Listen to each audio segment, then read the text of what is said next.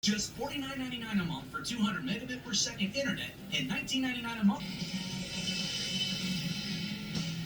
Welcome back, America. The United States Supreme Court is the only court actually mentioned in the Constitution of the United States. These are big appointments, lifetime appointments. The nation suffers mightily if the wrong people are on the court. It does pretty well if the right people are on the court. And Joe Biden limited his choices to African-American women who are on courts, and that's a limited number of individuals. And he chose the most radical. The left-wing groups and dark money got behind the candidacy of Judge Jackson. And one of the great legal minds in this country who serves in the Senate is Ted Cruize. He was a clerk for Chief Justice William Rehnquist. He's argued cases before the Supreme Court. Alan Dershowitz, no slouch, says that he is the brightest student he ever had. He's a good friend of mine. Senator Cruize, welcome. You're on the Senate Judiciary Committee. You questioned this nominee. Were you impressed with her? Well, so I've known Judge Jackson for 30 years. We were in law school together. We were both on the law review at Harvard. Personally speaking, she's very bright, she's very charming, she's very affable. But her substantive record, I mean, you used a word a minute ago, radical, and I think that's exactly right. Her substantive record is dramatically to the left. And if she is confirmed, she will be the most liberal justice of all 9. She'll be the most liberal justice to have ever served on the U.S. Supreme Court. And that will have enormous consequences across the entire range. It'll have enormous consequences for free speech. It'll have enormous consequences for religious liberty. It'll have enormous consequences for the Second Amendment. Her record shows a consistent left-wing radical approach. But I think there was no area where her record was more troubling than crime. And her record on crime in particular, and if she came out of law school and she clerked for Justice Breyer on the Supreme Court, and she became a federal public defender. And you and I have both known public defenders, and there are public defenders, people go and do that because their heart is with criminal defendants. Their heart is with the murderers, with the criminals, and that's who they're rooting for. A lot of the same reason people go become a prosecutor, because they want to lock up bad guys. Public defenders often have a natural inclination in the direction of the criminal. And I got to say, that inclination was not just while she was a public defender, but she carried it onto the bench. When she became a criminal judge, you know, my office did an analysis of her criminal sentences versus every other federal judge in the country. Her average sentence for all criminal cases, 2015 to 2019, was 29.9 months.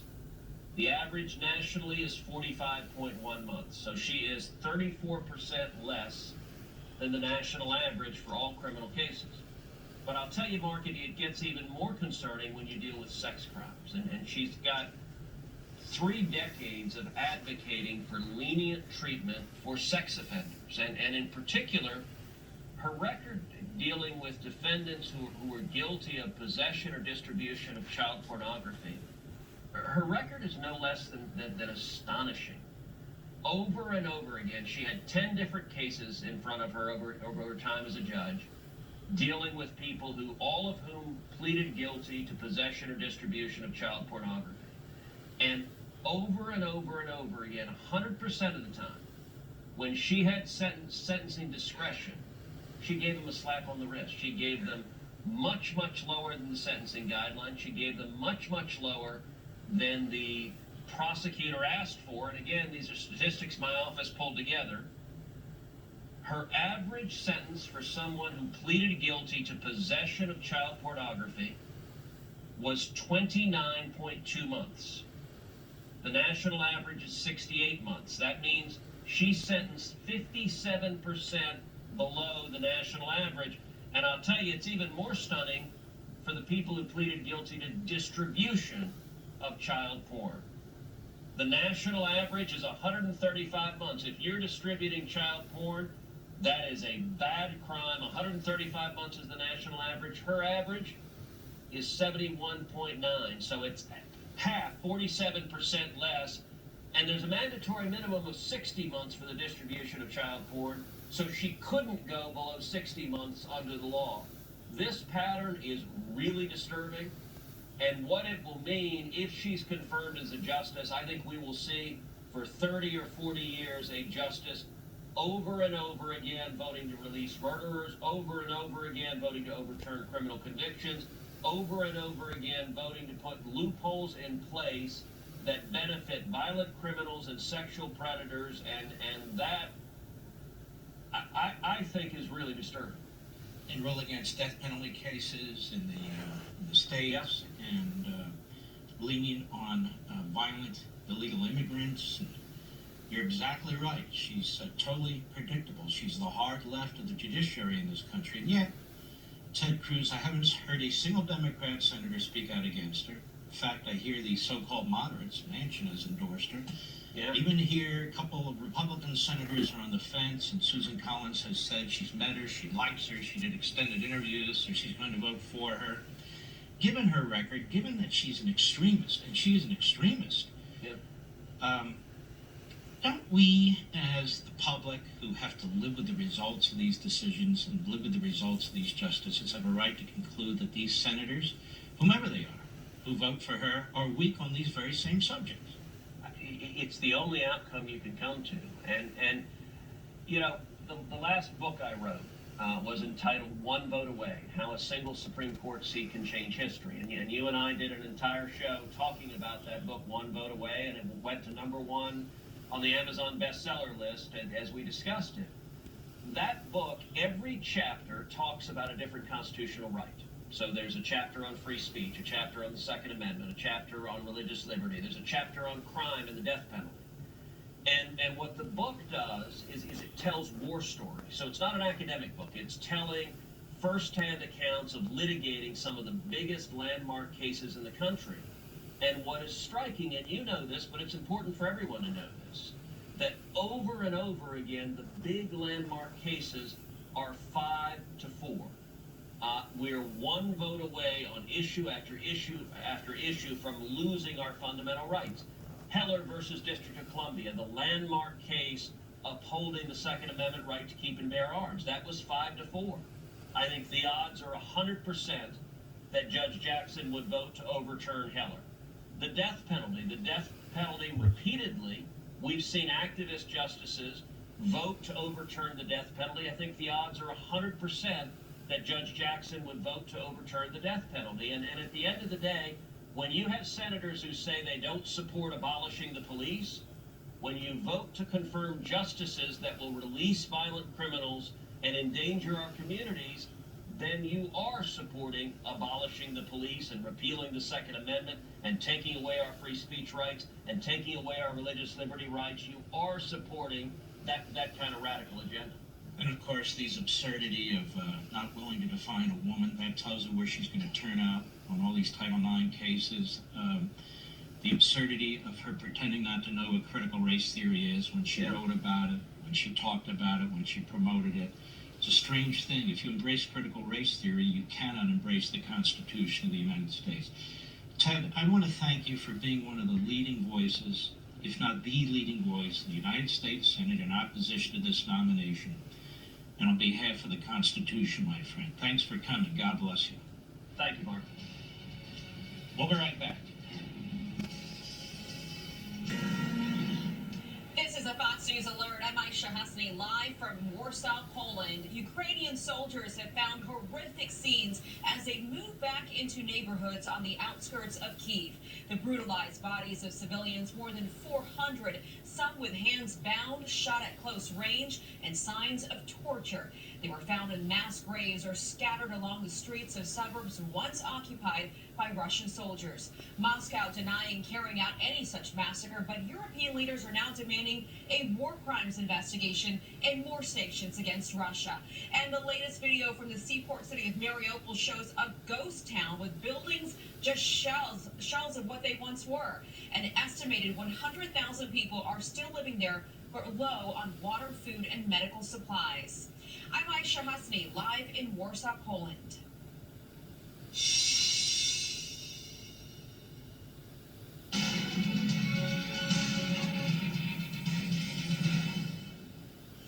Welcome back, America. We have a really special guest who has very important things to say. It's David Mamet. David Mamet is an American playwright, filmmaker, author, director. I have no question you've seen him or heard him or read or watched what he's done over the years. Screenwriting credits for, among other things, The Verdict, The Untouchables, one of my favorites, Wag the Dog, and it goes on and on and on. Just a brilliant, brilliant thinker and writer. But now he's come out with a book called Recessional: The Death of Free Speech and the Cost of a Free Lunch. This book. I read this book in one night. I couldn't put it down. This book is not only beautifully written, it's a book effectively on philosophy, the philosophy of liberty versus tyranny. It is a book about the greatness of America and the graveness of the challenges that it faces right now.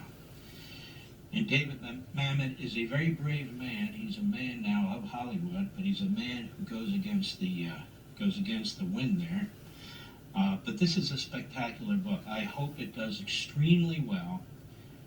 But I think even 50 or 100 years from now, when we're long gone, David, it's going to even do better. It's like de Tocqueville's Democracy in America. He did well for 2 volumes. When they originally came out, people read it, but it took 50 years after his death, and he died as a young man, till it really became iconic. This is an iconic book, and I don't say that about books. It's called Recessional. You can get it on Amazon.com or any decent bookstore. And I want to ask you about it. In the book, you say, among other things, right at the beginning, and you don't hide your feelings. You say, if restrooms must be redesigned to accommodate different genders, quote unquote, how much more worthy to assert that sexes do not in fact exist and then that men can give birth? If Donald Trump is evil, must not anyone who questions the proposition be evil also? And if evil, must it not be worthy that they be destroyed? And then that those who won't proclaim it share their fate? If speech should be limited to avoid offense to college students, how much more worthy to expunge the books, thoughts, and electronic footprints of any defending not only the offending matter, but free speech itself? This is just a tiny, tiny taste of the contents of the book, which is broken down beautifully. So, David Mamet, the public wants to hear from you more than me here. Tell me, and you say in the book, but tell me what motivated you to write this book and how you came to these conclusions. Well, I was a red diaper baby. My parents were first-generation immigrants in Chicago, and they grew up as part of the Democratic Party in Mayor Daley, Chicago. And the parents of my friends worked with Saul Alinsky, and they were part of the Young Communists. And I didn't realize there was anything other than the left, because to us, being just arrived Jews, I was the second generation, the Republicans were guys in white plastic belts and white pants on the golf course, and the golf courses didn't admit Jews in my day. So I grew up in the bosom of the left and profiting magnificently from our freedoms. I used to drive a cab for a living, and then I started writing plays, and I found that I could put on the plays in the garage, and a few people might come. And if I paid attention to them and wrote better plays, more people would come, and I could move to Broadway and become an actual playwright. Because I thought I was going to end up in prison because I was an ne'er-do-well, end up homeless because I never studied anything. So I profited magnificently from the American tradition of free speech. You could say whatever you want, and if people liked it, they might come and tell their friends to see your play. And if they didn't like it, they would stay away. And if you worked on that play for 15 years, you got zero money from it. I said, that's fine by me. I'll do that all day long. Then I saw the death of free speech is, if we don't like your play, if we don't like a comment that you made, we're going to bankrupt you. And I said, wait a second. Somebody's got to bell the cat, okay? The mice all know that the cat is going to kill them, so the mice say, wait a second, let's put a bell on the cat so we know when the cat's coming out. And the question is, who is going to bell the cat? And so I looked around and I say, I guess that's me. because I profited so much from great American thinkers like Shelby Steele and Tom Sowell and yourself and Eric Hoffer, who was my idol, who was our greatest philosopher, and Milton Friedman. I profited so much from these people and said, wait a second, let's break it down. Tom Paine, right, and the writers of the Framers, and I said, who's going to be those guys now? And I looked around and I said, there's some people. Well, it's time for somebody to stand up, because not to speak up is collusion. And there's an old saying among pilots, which is not, dear God, don't let me die, but dear God, don't let it be my fault, right? Because, so that's what I thought about America, right? Whatever's happening to it, I don't want to contribute to it. I adore this country, and I love the theater, and I love the idea of free speech, and it's past the tipping point. So I thought it's time to speak up. We'll be right back. So what is the reaction in the entertainment community on the West Coast to you? Well, I'm very fortunate because I came to Hollywood as a very successful playwright. So I didn't spend any time. The idea of something being an industry, to talk about the industry, that was an obscenity to my mind, because if I'm a man of the theater, and it wasn't an industry, it was the theater, it was an art. And it was full, of course, with some marvelous people and a whole bunch of parasites, of course, like any other business, had a really good mix. But I came out here to the industry, and I found out that because it wasn't an art, it was just a business. And because it wasn't a business, it wasn't an art, it didn't have artists, it didn't have people, it had very few people who were in it to do something yummy, right? Which was my great gift that God gave me. I got to do stuff that was yummy. And if the audience liked it, I got to make a living. So Hollywood has always been a city of hustlers. And they're always going to go with the flow and ride with the tide. So we looked at the movies after World War II, and the American movies were garbage. It was Doris Day and Rock Hudson, right? Okay, I get it. You know, it'll pass the time. But the Italian neo-realist and the French New Wave and the Japanese were making great works of art. But we went here because it was a successful industry, and they do anything to protect their hegemony, which is what they're doing now. They're protecting their hegemony, and they're saying, "Oh my God, I don't want to get caught on with no chair when the music stops." So I had a great career in Hollywood. I wrote movies and directed them for 40 years, did a bunch of television, and show business don't owe me anything. And I'm sorry that it has died, but you know, everything dies eventually. And I had a great time. You're a man of faith. It appears in the book in many areas. You're not proselytizing, but you are a man of faith. Were you always a man of faith? Do you find yourself to be more a man of faith as you get older, or is this something that you've always had? Absolutely, I find that as I get older. You know, I was a fallen away Jew, and I didn't really become to understand real Judaism until I got married. My wife said we have to have a religious household, so we started going to a synagogue, and we learned how to read the Torah in Hebrew, and it's a tree of life to those who hold fast to it. So I was looking at what happened to America. I said, I got to understand the form, right? Because when you write a play, is it a comedy or is it a farce? Is it a high comedy? Is it a low comedy? Is it a tragedy? Is it a drama? Is it a panorama? Is it a pageant? What is the form? Because every form has certain requirements. So I was looking at the form of what's happening to America, and I realized it's a biblical epic.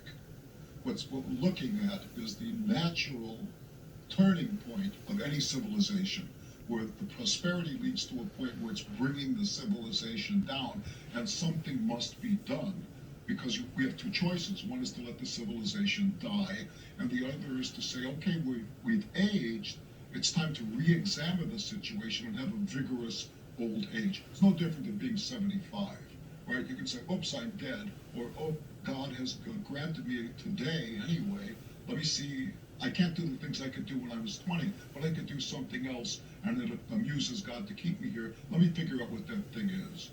So there. At the core of it, America has lost what? culturally, politically, and so forth, would you say? Describe it at length in the book, but what would you say? Well, we lost belief in God. If you don't believe in God, you can't be grateful. So if you're not going to be grateful and you're prosperous, what happens? What happens to the billionaires? If they aren't going to be grateful and they're prosperous, what happens to the politicians? They get terrified. Why am I here? If the world is ending and if men and women change into each other, because they can't say, wait a second, God put me here, let me figure it out. So they either turn to becoming slaves or they turn to becoming tyrants. What happened to the individual citizen? Well, the individual citizen took his strength from God. Mm-hmm. Which is pretty much what the Declaration of Independence says. And yet it's why you have politicians like Obama and others, when they read it, they leave out the part about the Creator. And yet at the bottom of the founding of this nation, of the Declaration of Independence, is this Judeo-Christian belief system.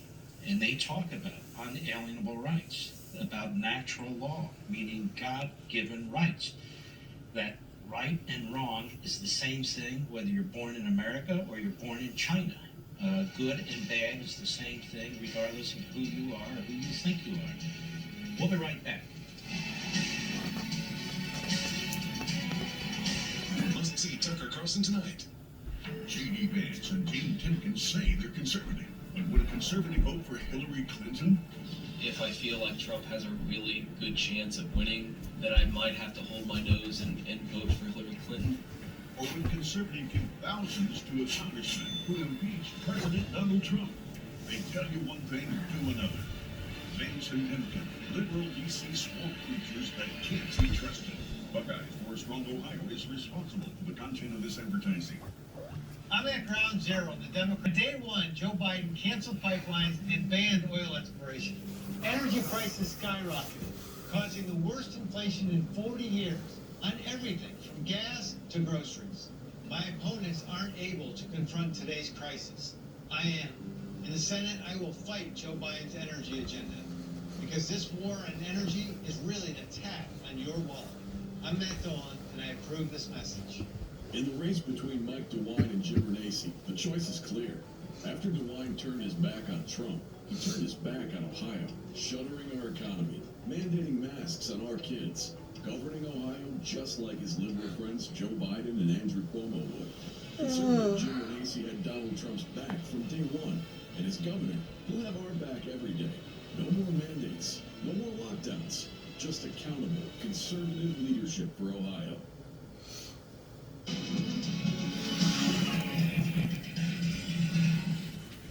David Mamet in a free lunch. Ladies and gentlemen, I want to encourage you to get a copy at Amazon.com or any major bookstore out there. It's extraordinarily compelling. It covers a heck of a lot more, a lot better than I can in this interview. And David Mamet, it's been an absolute pleasure to have you, and I will see you next week. Take care, my friend. Thanks very much. We'll be right back.